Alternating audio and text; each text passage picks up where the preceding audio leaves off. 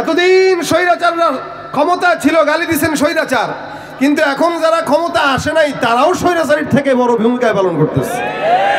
দাবি করে সবাই ভালো, কিন্তু কামের সময় সব স্বৈরাচার। মনে রাখবেন একটা কথা, এ বাংলার জমিনে 53-54 বছর পর্যন্ত ক্ষমতার পালাবদল চলতেছে, আমরা শান্তি পাই নাই কখনো। শান্তি হয়েছে চোর আর বাটপার আর দুর্নীতিবাজদের। মুসলমান ইমানদারের শান্তি কপালে জুটে নাই। মুসলমান ইমানদারের শান্তি যদি কপালে জুটতে হয়, এদেশে যতদিন পর্যন্ত ইসলামী শাসন ব্যবস্থা না আসবে শান্তি আশা করা যায় না। ঠিক কিনা জানেন? কেউ দিল না, সবাই নিল, আমরা যে কলুর বলদ, সারা বছর নেয় না খবর, নির্বাচনে খুব দরদ। কেউ দিল না, সবাই নিল, আমরা যে কলুর বলদ, সারা বছর নেয় না খবর, নির্বাচনে খুব দরদ। নির্বাচনের আগে নেতা ধরে কত রকম বেশ, দেখতে দেখতে গোল্লায় গেল আমার সোনার বাংলাদেশ। একে একে শেষ করেছি, সবার দেখা হইল শেষ, দেখতে দেখতে গোল্লায় গেল আমার সোনার বাংলাদেশ। দেখতে দেখতে গোল্লায় গেল, দেখতে দেখতে গোল্লায় গেল আমার সোনার বাংলাদেশ। যাদের হাতে যায় ক্ষমতা দেশ যেন বাপের ভিটা, যাদের হাতে যায় ক্ষমতা দেশ যেন স্বামীর ভিটা, রাখতে চেয়ার শুরু করে বিদেশিদের পাওচাটা। যাদের হাতে যায় ক্ষমতা দেশ যেন বাপের ভিটা, রাখতে চেয়ার শুরু করে বিদেশিদের পাচাটা। বিদেশিদের কথা মতো চালায় ওরা নিজের দেশ, বিদেশিদের কথা মতো চালায় ওরা নিজের দেশ। দেখতে দেখতে গোল্লায় গেল আমার সোনার বাংলাদেশ।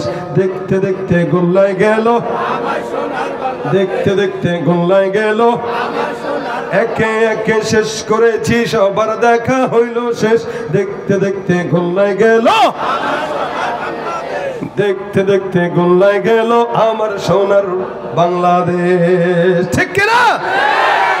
তাকওয়া না থাকার কারণে সবগুলো দুর্নীতিবাজের খাতায় নাম লেখায়, কিন্তু এরপরেও আমাদের দেশের চোরদের কদর আছে, ইমানদারের কদর নাই।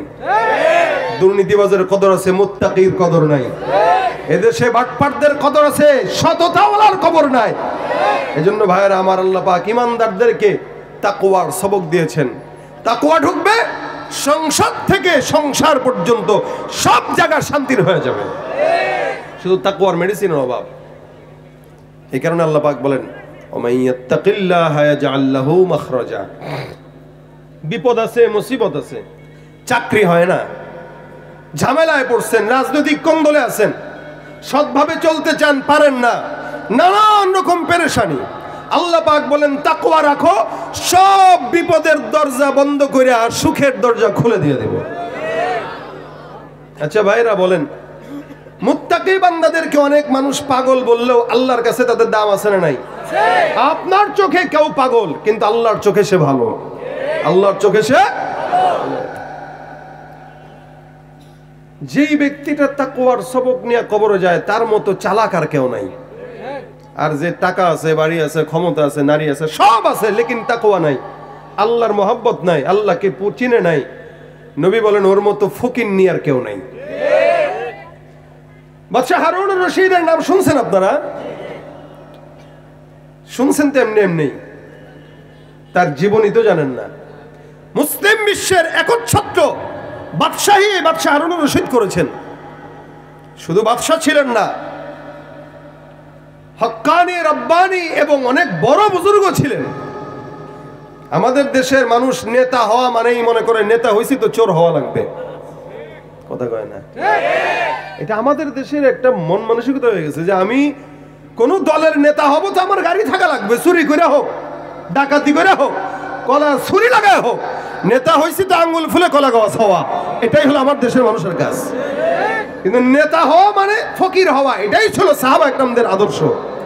সাহাবা আজমাইন নেতা হয়েছিলেন, কিন্তু নিজের জামা কিনতে পারেন নাই, নিজের ঘরে খাবার ছিল না, মানুষকে দান করতে করতে এই টেনশনে যে আল্লাহ আমি খাচ্ছি ওরা খায় না, আল্লাহর দরবারে কে জবাব দিব? সুবহানাল্লাহ কয় না? কোথায় কোথায় নেওয়া লাগে কেন? কথা বুঝেন? কথা কি আপনাদের সামনে যাচ্ছে? এটা হলো আমার দেশের মানুষের হাল। 2 দিন হয় নাই রাজনীতিতে যোগ দিছে, 2 দিনের পরে 1 সপ্তাহের মাথায় 1 মাসের মাথায় মাশাআল্লাহ দিলে হুন্ডা হয়ে গেছে। কই পাইলো? আপনার আমার জনগণের টাকা। এই জনগণের টাকাকে চুরি করে এরা বড়লোক হয়, আর আমরা এই সমস্ত দামি নামি ডিজিটাল চোরদেরকে দেখলে 14 বার সালাম দেই, আর 2 টাকার পকেট মারকে দেখলে ঘুষি দিয়ে নাক ফাটায় দেই। সমাজের সর্দার স্থানে গেছেন বাজারে, পকেট মার একটা হাত দিছে, খালি দিছে কোনো মতে, আপনি তারা এমনি ধরে ফেলছেন, ও কিন্তু চুরি করে নাই, এমনি দিছে। আপনি ধরে গেলে এই চোর ধরছি চোর, আরেকটা আইসা নগদে ঘুষি মারে দিছে একটা নাকের মধ্যে। কিরে ভাই মাইরা এটা যে আদামরা করে ফেললা, কি দোষ? কমিয়ে আমার পকেটে হাত দিছে, চুরি করছে নি? না, আমি কি এত বোকা? হাত দেওয়ার সাথে সাথে ধরে ফেলছি। তো ধরলি চুরি করে নিতে মারলি কেন? দিবে কেন? কথা বোঝে নাই, খালি পকেটে হাত দিছে, দোষ এটা। কিন্তু তার সামনেই, তার অগোচরে, তার সামনে মানুষের রাতের আধারে দিনের আলোকে কত সংখ্যক নেতারা কোটি কোটি টাকা চুরি করে আমেরিকায় সেকেন্ড হোম করে, পাসপোর্ট ডাবল করে পলায় চলে যায়। এদেরকে দেখার পর 14 বার সালাম ঠুকে এই জনগণে। একজনে ঘুষি দেয়, আরেকজনে সালাম দেয়। এখন যেই নেতাকে সালাম দিচ্ছেন, সব নেতার কথা বলি না, কিছু ভালো তো আছে আলহামদুলিল্লাহ। টুপিওয়ালা দাড়িওয়ালা যদি চেয়ারম্যান বাংলাদেশে যতগুলো আছে আপনি দেখেন, একটাও আলহামদুলিল্লাহ চোরের দায়ে কোনোদিন অপরাধী হবে না, একটাও হবে না ইনশাআল্লাহ। আপনি যদি জিজ্ঞাসা করেন ভাই আরে মারলেন কেন, বলে চুরি করছে, এরপরও তাকে সালাম দিচ্ছেন। এখন চোর এসি রুমে বসে বসে চিন্তা করে, চুরি করে করে 1 বছরের মাথায় 5 তলা বিল্ডিং করলাম, এসি লাগাইলাম, নির্বাচন আসলো, এই ব্যাকুল জনগণ এখনই দেখি কয় অমুক নেতার চরিত্র ফুলের মতো পবিত্র, আমার চরিত্র বলে ফুলের মতো। হ্যাঁ রে, এরা বুঝলো না এদের বাপের টাকা চুরি করে আমি 5 তলা বিল্ডিং করছি। তা চরিত্র যদি ফুলের মতোই হয়, ভালো হওয়া দরকার কি, ভালো চোর হওয়া লাগবে? কথা বুঝে না এরা। এই হলো হাল। এই জন্য আল্লাহ বলেন, ইয়া আইয়ুহাল্লাযীনা আমানুত্তাকুল্লাহ ওয়া মান ইয়াত্তাকিল্লাহা ইয়াজআল লাহু মাখরাজা। এই ইমানদার তাকওয়া অর্জন করো, মুত্তাকি বান্দা। ওই যে বলতেছিলাম, মুত্তাকি যদি হওয়া লাগে বাদশাহ হওয়া, মুত্তাকি হওয়া বাদশাহ হারুন রশিদের মতো। ওনার জামানায়, ওনার সময়কালীন একজন আল্লাহওয়ালা ছিল, নাম তার বাহলুল। এই বাহলুলটার অবস্থা এমন ছিল, বাদশার দরবারে যখন মন চায় তখন যায়, কোনো বাধা নিষেধ নাই, যখন মন চায় তখন যাবে, যখন মন চায় তখন বাদশার সামনে কথা বলে। একটা মানুষের সঙ্গেও তার কোনো নিয়ত লাগে, একটা অনুমতি লাগে না যাও ঢোকার জন্য। বাহলুল পাগলা একদিন বাদশার কাছে গেছে। বাহলুল পাগলা বাদশার সামনে যায় বসলো। বাদশাহ ডাক দেয়া বলে, এ পাগলা আসছস নি? বলে হা। ভালো মন্দ খবরাখবর জিজ্ঞাসা করে। হঠাৎ করে বাদশাহ তারে একটা লাঠি দিয়া গায়ের ভিতরে কয়, পাগলা রে লাঠিটা দিলাম, এই লাঠিটা নিয়ে তুই তোর কাছে রাখ। পাগলায় ডাক দেয়া কয়, হুজুর লাঠি দিয়া কি করব? বাদশাহ হারুন রশিদ ডাক দেয়া বলে, বাহলুল এই লাঠিটা তোর কাছে দিলাম, যেদিন তোর চাইতে বোকা মানুষ পাবি তার কাছে এই লাঠিটা দিবি। আমার বিশ্বাস তোর মতো বোকা মানুষ এই জমিনের মধ্যে আর নাই। বাদশাহ হারুন রশিদ তাকে লাঠি দিয়া বলে, যা তোর চাইতে বলদ মানুষ বোকা মানুষ পাইলে এই লাঠিটা তাকে দিয়া দিবি। হারুন রশিদের কথা সুন্দর করে মেনে নিয়ে বাহলুল পাগলা লাঠিটা নিজের কাছে রাখে। এই লাঠিটা দিয়েই এদিক সেদিক যায়। অনেক দিন পরের কথা, একদিন বাদশাহ হারুন রশিদ অসুস্থতায় সাকরাতুল মউতের মধ্যে শুয়ে আছে। এমন একটা অবস্থা, মনে হয় মৃত্যু আসবে আসবে ভাব। এদিক দিয়া বাহলুল পাগলা সুন্দর করে বাদশার খবর শুনে আসলো। সে ডাক দেয়া কয়, বাদশা নামদার কি অবস্থা, শরীর ভালো নেই? দেখোস না শরীর খারাপ? শরীর তো খারাপ, কি অবস্থা, কেমন মনে হয়? আর মনে হয় বাঁচবো না। এবার বাদশা মহোদয়কে বাহলুল পাগলা ডাক দিয়া বলে, এরে বাদশা বাঁচবেন না যেহেতু কই যাবেন? বাদশা ডাক দেয়া কয়, পাগলা তো ভালোই পাগলা, জানোস না মানুষ মরলে কই যায়? কবরে যায়। বাহলুল পাগলা ডাক দেয়া বলে, বাদশা সফরটা তো কবরের, কেউ আগে আসে কেউ পরে আসে, কেউ আগে যায় কেউ পরে যায়। জমিনের মধ্যে আসার সিরিয়াল, যাওয়ার সিরিয়াল নাই। আপনি জমিনের মধ্যে আগে আসছেন, যাবেনও আগে, এরকম নয়। আগে আসছেন, আপনার বাচ্চা আগে পরে আসছে, এমনও তো হতে পারে আপনার সন্তান আপনার আগে চলে গেছে। তবে সফরটা কোন জায়গার? বলে কবরের সফর।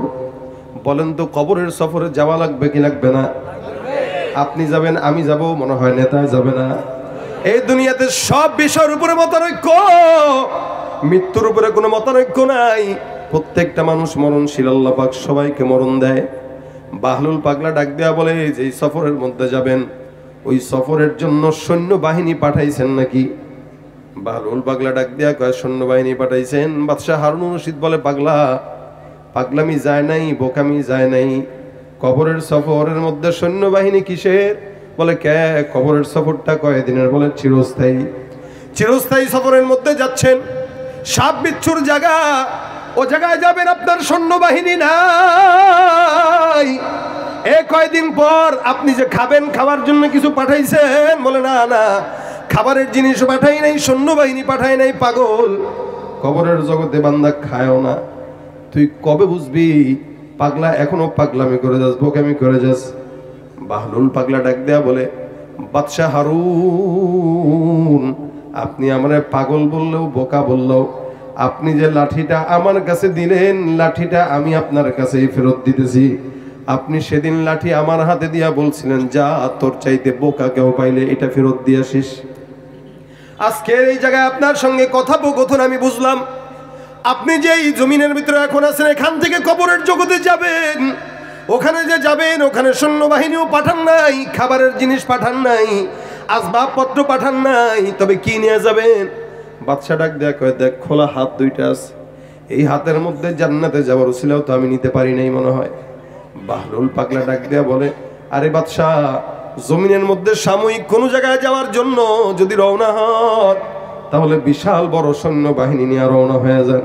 খাবারের রসদ টসদ নিয়ে 1 মাস আগে এগুলো পাঠানো শুরু করে দেন।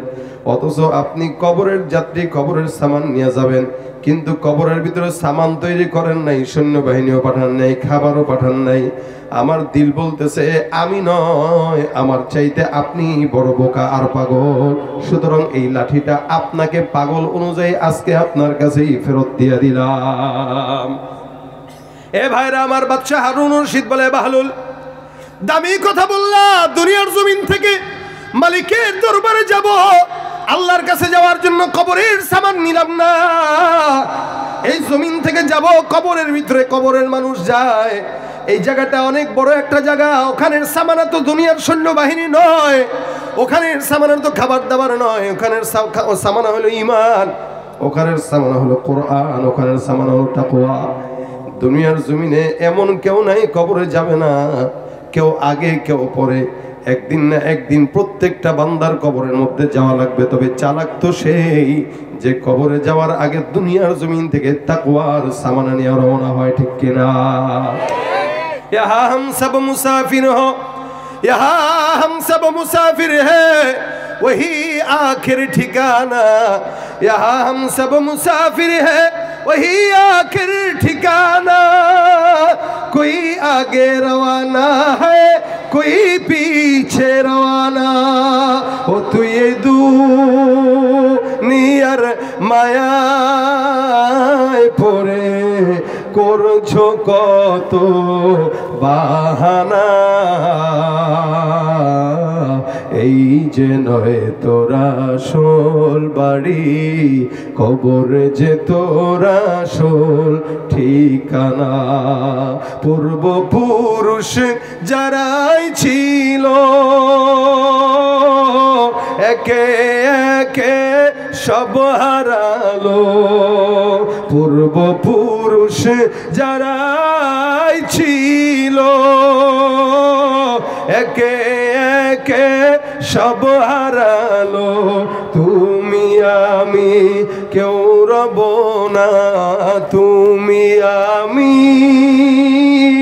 কেউ রব না, দিতে হবে রওয়ানা।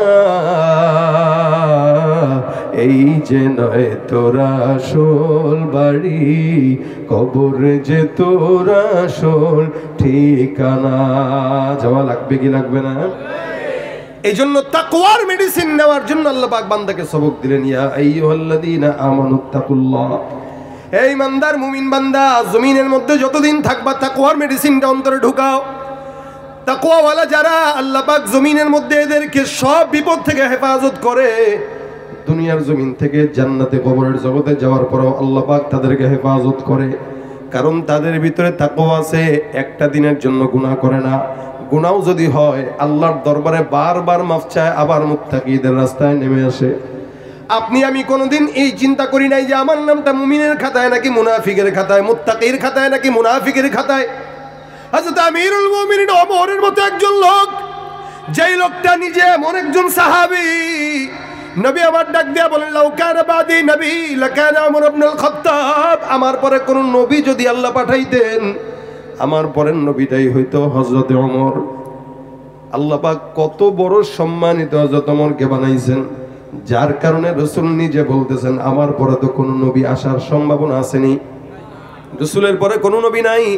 কিন্তু নবী আমার বলেন, জমিনের মধ্যে কোন নবী যদি আল্লাহ পাক আমার পরে পাঠাইতেন, আমার পরের নবীটাই হইতো আমার সাহাবী হযরত ওমর। এই আমিরুল মুমিনিনটা কত বড় একজন আল্লাহওয়ালা, আল্লাহওয়ালা বুজুর্গ সাহাবী, যাকে আল্লাহ পাক রব্বুল আলামিন জমিনের মধ্যে জান্নাতের সুসংবাদ দেয়। প্রত্যেকটা সাহাবী জান্নাতি। নবী করিম সাল্লাল্লাহু আলাইহি সাল্লামের কবরের পাশে এখনো শোয়া। আমিরুল মুমিনিন অর্ধজাহানের খলিফা হওয়ার পরেও টেনশন করে আমার নামটা কি মুত্তাকির খাতায় নাকি মুনাফিকের খাতায়। সুবহানাল্লাহ। কোনদিন কি টেনশন করছি নাকি যে আমার নামটা কি মুমিনের খাতায় নাকি মুনাফিকের খাতায়? আমি কি আল্লাহর দরবারে মুত্তাকিদের কাতারে আছি নাকি? এই জন্য মুসলমান মুত্তাকি নিজে না হতে পারলেও আল্লাহওয়ালা মুত্তাকি যারা তাদেরকে মহব্বত করব। তাও তো বলা যায় উহিব্বুস সালিহিন ওয়ালাস্তু মিনহুম লাআল্লাল্লাহা ইয়ারযুকুনি সালাহা। আল্লাহর দরবারে বলতে পারবেন, আল্লাহ জমিনের মধ্যে আমি নিজে মুত্তাকি না, কিন্তু মুত্তাকিকে মহব্বত করতাম। জমিনে আমি আল্লাহওয়ালা না, আল্লাহওয়ালাকে মহব্বত করতাম।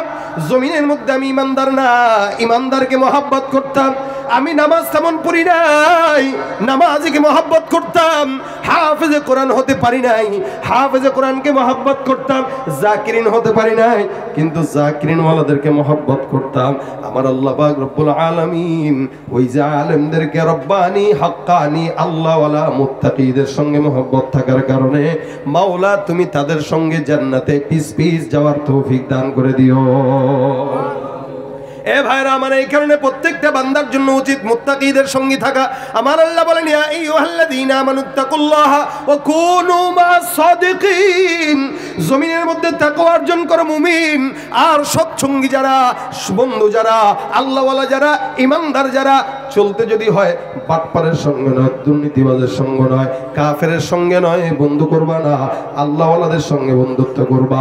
আমার দেশের মুসলমান ঘরের সন্তানেরা মুসলমান হওয়ার পরে ইহুদি নাসারা নাস্তিক মুরতাদদের সঙ্গে বন্ধুত্ব করে, ঠিক কিনা? আল্লাহ নিষেধ করেছেন স্পষ্ট, খবরদার লা তাত্তাখিযুল ইয়াহুদ ওয়ান নাসারা আউলিয়া। ইহুদি নাসারা মুশরিক মুনাফিকদেরকে বন্ধু বানানো যাবে না। কেন? তারা তাদের বন্ধু, মুমিন মুমিনরা বন্ধু, কাফের কাফের বন্ধু, বাটপার বাটপারের বন্ধু, চোর চোরের বন্ধু। কোন মুমিনের সঙ্গে চোরের বন্ধুত্ব থাকতে পারে না। কোন মুমিনের সঙ্গে আল্লাহওয়ালার বন্ধুত্ব থাকতে পারে? কোন মুমিনের সঙ্গে চোরদের বন্ধুত্ব থাকবে না। কোন ইমানদারের সঙ্গে দুর্নীতিবাজের বন্ধুত্ব থাকবে না। আল্লাহওয়ালার সঙ্গে নাস্তিক মুরতাদদের বন্ধুত্ব থাকতে পারে? এজন্য মুসলমান আল্লাহ পাক বলেন, কুনু মা'আস সাদিকিন। সত্যবাদী যারা, সৎসঙ্গী যারা, এদের সঙ্গে সম্পর্ক লাগায় দাও। আমি আল্লাহ পাক রব্বুল আলামিন ওই সৎসঙ্গ বান্দাদের সঙ্গে থাকার কারণে ওদের পিছে পিছে তোমাকে জান্নাতে যাওয়ার সুযোগ করে দিব। সুবহানাল্লাহ। আমিরুল মুমিনিনের মতো একজন আমিরুল মুমিনিন, এত বড় আমিরুল মুমিনিন, খলিফাতুল মুসলিমিন হওয়ার পর এরপরে টেনশন, নামটা নাকি মুমিনের খাতায়, মুত্তাকির খাতায় নাকি মুনাফিকের খাতায়। একদিন বালিশের সঙ্গে মাথাটা লাগায় চিন্তা করেন তো, আমি নিজেও তো একজন ইমানদার নিজেকে দাবি করি, কিন্তু কতটুকু মুমিন হতে পারলাম, কতটুকু মুত্তাকি হতে পারলাম? নিজে প্রত্যেকটা দিন গুনাহ করি, গীবত করি, শিকায়াত করি, পরনিন্দা করি, প্রতিহিংসা করি, আরেকজনের পিছনে লেগে থাকি। একসঙ্গে বসলে গীবতের অভাব নাই, শিকায়াতের অভাব নাই, পরস্ত্রীকাতিরতা, হিংসা, এমন কোনো অন্যায় নাই যেগুলো আমাদের মধ্যে নাই, ঠিক কিনা জোরে কর? মুসলমান দাবি করে গুনাহ করে, মুসলমান দাবি করে সুন্নাত মানে না, মুসলমান দাবি করে নামাজ পড়ে না, মুসলমান দাবি করে রোজা রাখে না। আমার রব্বুল আলামিন ডাক দিয়া বলেন ওয়ামিনান নাসি মান ইয়াকুলু আমান্না বিল্লাহ ওয়া বিল ইয়াউমিল আখির ওয়া মা হুম বিমুমিনিন। যারা নিজেরা মুমিন দাবি করে আমি আল্লাহ বললাম এরা মুমিন নয়, এরা হলো ভণ্ড। মুসলমান আমিরুল মুমিন ডাক দেয়া কয় আমার নামটা কি মুমিনের খাতায়, মুত্তাকির খাতায়, নাকি আল্লাহওয়ালার খাতায়, নাকি কাফের আর মুনাফিকের খাতায়? টেনশন। পয়গম্বরের একজন সাহাবী ছিল হুযায়ফা ইবনুল ইয়ামান। এই হুযায়ফা ইয়ামান রাদিয়াল্লাহু তাআলা আনহুর কাছে আল্লাহর নবী সাল্লাল্লাহু আলাইহি ওয়াসাল্লাম সুন্দর করে মুনাফিকের লিস্টি কারা কারা এদেরকে দিয়ে দিয়েছেন, যার কারণে হুযায়ফা রাদিয়াল্লাহু তাআলা আনহু কোন মুনাফিকের জানাজা কোনোদিন পড়তেন না। একটা মুনাফিকের জানাজা উনি পড়তেন না, এটা ওনার আদত। মুনাফিকের জানাজা পড়বে সমাজের নিকৃষ্ট মানুষরা, সাধারণ মানুষরা। কোনো আল্লাহ ওয়ালা বুজুর্গ আলেম দিন না মুনাফিকের জানাজা পড়বে না। বর্তমানে যদি এই আইনটা থাকতো তাহলে এই সমাজের আকসার মানুষের জানাজা কোনো আলেমরা পড়তো না। ভাইরা আমার খুব বুঝবেন, আমিরুল মুমিনিন আমার চিন্তা করে আল্লাহ আমার নামটা কি মুত্তাকির খাতায় নাকি মুনাফিকের খাতায়? কোন জায়গায় আমার নাম আছে মালিক? বারবার টেনশন, বারবার টেনশন। হুযায়ফাকে ডাক দিয়ে বলো হুযায়ফা তোমার কাছে তো আল্লাহ পাক রব্বুল আলামিনের হাবিব মুনাফিকের লিস্টটা দিয়ে দিছে। এরা হুযায়ফা বলো দেখি আমি ওমরের নামটা মুনাফিকের খাতায় আছে নাকি? আমিরুল মুমিনিনের মতো একজন সাহাবী, যেই সাহাবী জাহান শাসন করেছেন, যেই সাহাবী উটের রশি টান দিয়া নিয়ে যেতেন আর ওনার খাদেম উটের উপরে বসা থাকতো। সুবহানাল্লাহ। খাদেম উপরে বসা থাকতো, আমিরুল মুমিনিন টানে টেনে টেনে টেনে নিয়ে যেতেন। সে আমিরুল মুমিনিন ডাক দেয়া কয় যিনি অর্ধরাতে এই গভীর রাতে জনগণের সেবা করার জন্য ছদ্মবেশে বের হয়ে দেখতেন, সেই আমিরুল মুমিনিন ডাক দেয়া কয় মালিক রে আমার নামটা কি মুত্তাকির খাতায় নাকি মুনাফিকের খাতায় আছে আমি তো জানি না। হুযায়ফাকে ডাক দেয়া বলে হুযায়ফা আমার নামটা কি কোন জায়গায় দেখো? হুযায়ফা ডাক দেয়া বলে আমিরুল মুমিনিন আপনি আমাকে জিজ্ঞাসা করলেন, বলা যাবে না, আমার পয়গম্বরের নিষেধ। জমিনের মধ্যে এটা আমি জানি, আমার মাওলা জানে, আর কেউ জানে না। এই লিস্টটা আল্লাহর নবীর আমানত আমার কাছে আছে। আমিরুল মুমিনিন হিসাবে এটা জানার জন্য জোর জবরদস্তি করা এটা ওমর রাদিয়াল্লাহু তাআলা চাইলে পারতেন, কিন্তু হযরত ওমর করেন নাই। ডাক দেয়া কয় ভাই বলবা না? কয় রাসূলের নিষেধ আছে।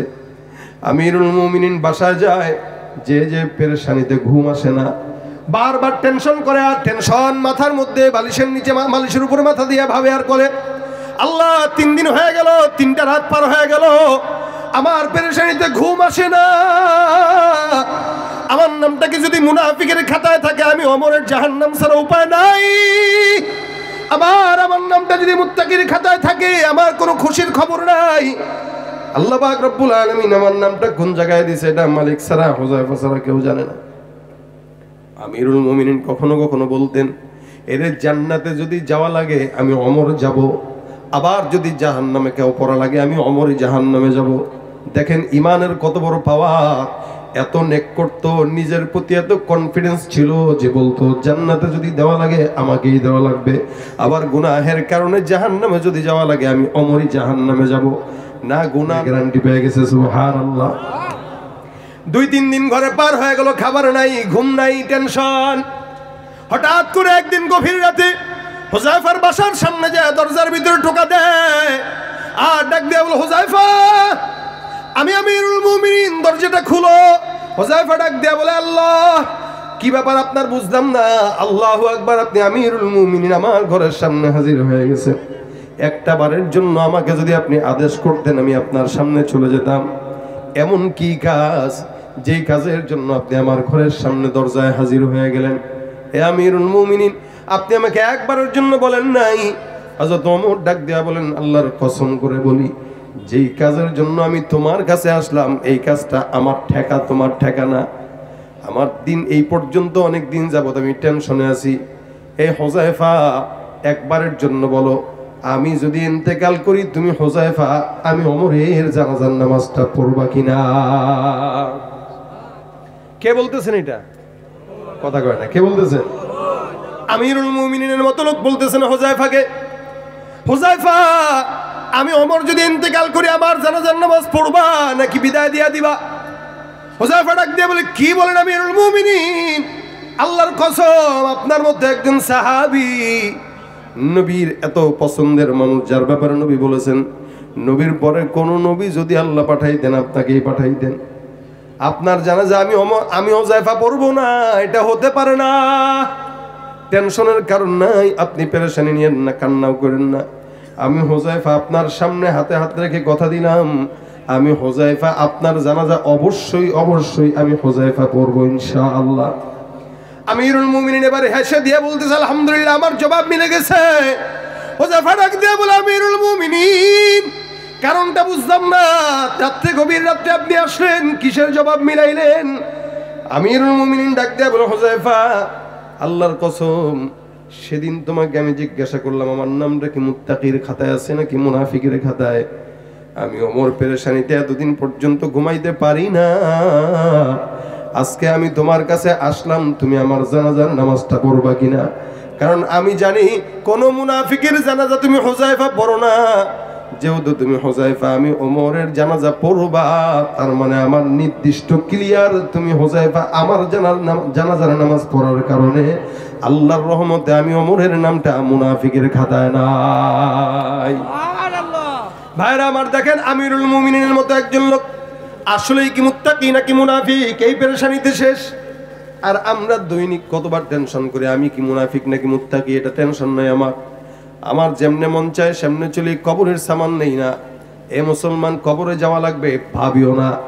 জমিনের মধ্যে এই ব্যক্তির মতো নিমক হারাম, ওই ব্যক্তির মতো বোকা, ওই ব্যক্তির মতো জালেম আর কেউ নাই যে ব্যক্তির দুনিয়াতে মাওলার দয়ায় চলে কিন্তু কবরের সামান রেডি করে না। সবচাইতে চালাক ওই বান্দা যেই বান্দা রিক্সা চালানোর পরও নামাজ পড়ে। একটা বান্দা দাড়িও আছে টুপিও আছে রিক্সা চালায় ইমানদার কিন্তু টাকা কামাই কম, রোজগার কম, ক্ষমতা নাই। আরেকজন বান্দা 10 তলা বিল্ডিং এর মালিক হয়ে গেছে, গার্মেন্টস এর মালিক কিন্তু ঈমান নাই।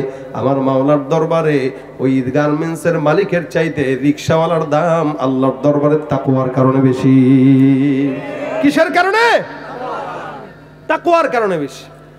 এই কারণে মুমিন ইমানদার ভাইরা আমার প্রত্যেকটা ইমানদারের মুত্তাকি হওয়ার সবক আল্লাহ পাক রব্বুল আলামিন কোরআনে দেয়। প্রত্যেকটা ইমানদার যেন তাকওয়াওয়ালা হয়। জায়গায় জায়গায় আল্লাহ বলেন মাইয়াত্তাকিল্লাহ ইয়াজআল লাহু মাখরাজা। তাকওয়া হওয়ার জন্য একটা আল্লাহ পাক আমল বান্দাকে শিখিয়ে দিয়েছেন। আমার আল্লাহ পাক রব্বুল আলামিন বলেন ফাকুল তুস্তাগফিরু রাব্বাকুম ইন্নাহু কানা গফফারা।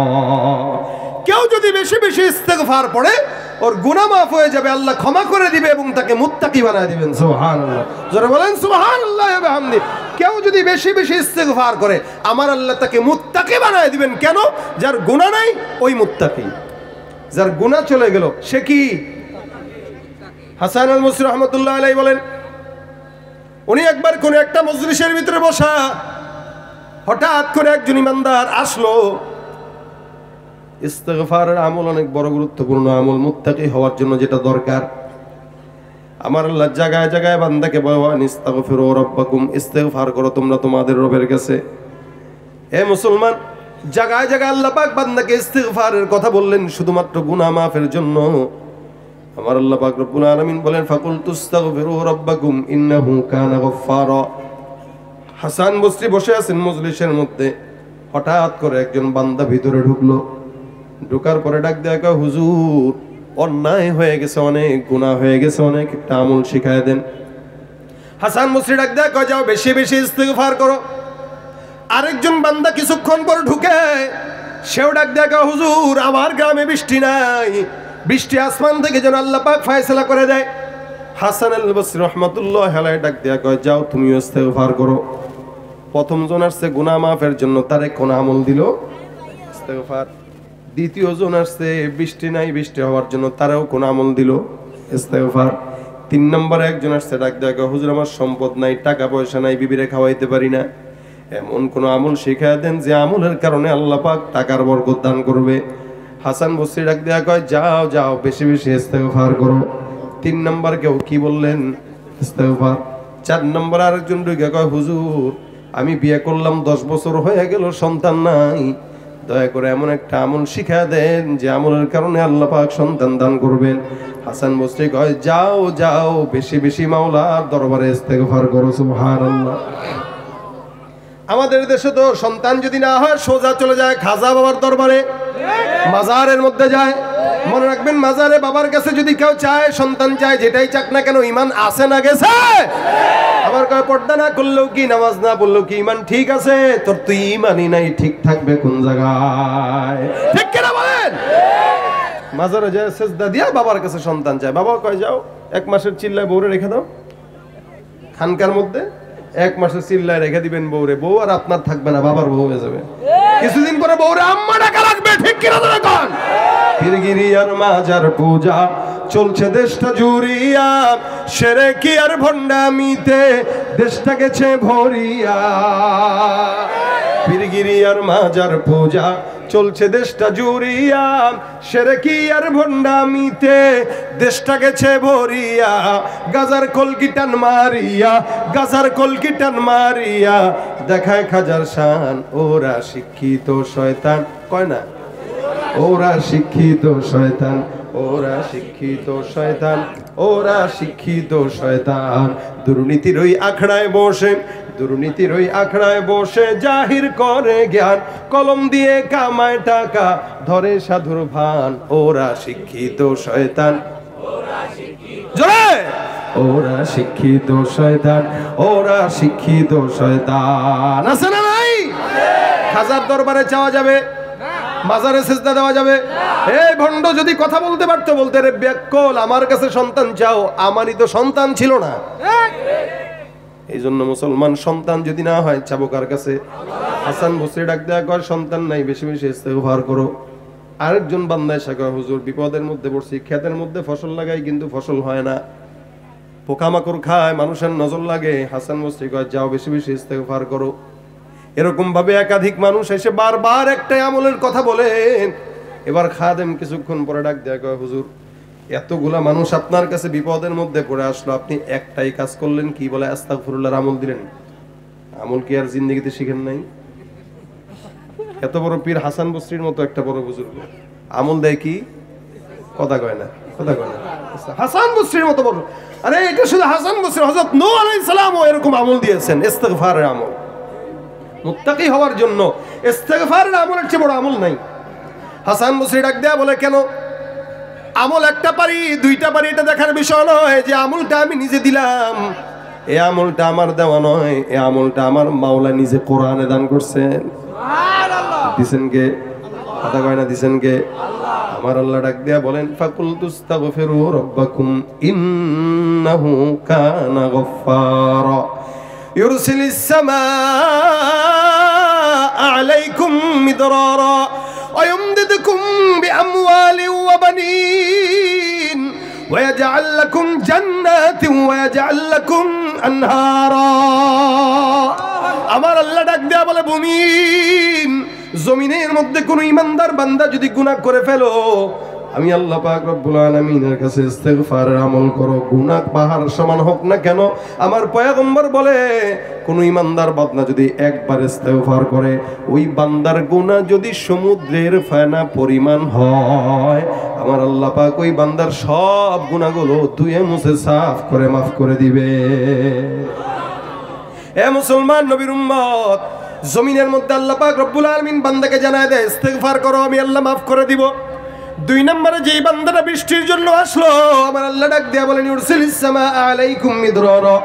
কেউ যদি বেশি বেশি ইস্তেগফার করে, জমিনের মধ্যে আসমান থেকে বান্দার জন্য যদি বৃষ্টি না হয়, আমি আল্লাহ পাক বান্দার জন্য ইস্তেগফারের বরকতে আসমান থেকে বৃষ্টির ফয়সালা করে দিব।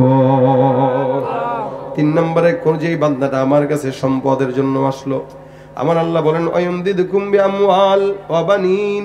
কারো যদি সন্তান না থাকে, সম্পদ না থাকে, টাকা পয়সা নাই, ব্যবসায় বরকত নাই, আমার আল্লাহ বলে বান্দা তুমি সম্পদের পাওয়ার জন্য বেশি বেশি ইস্তেগফার করো।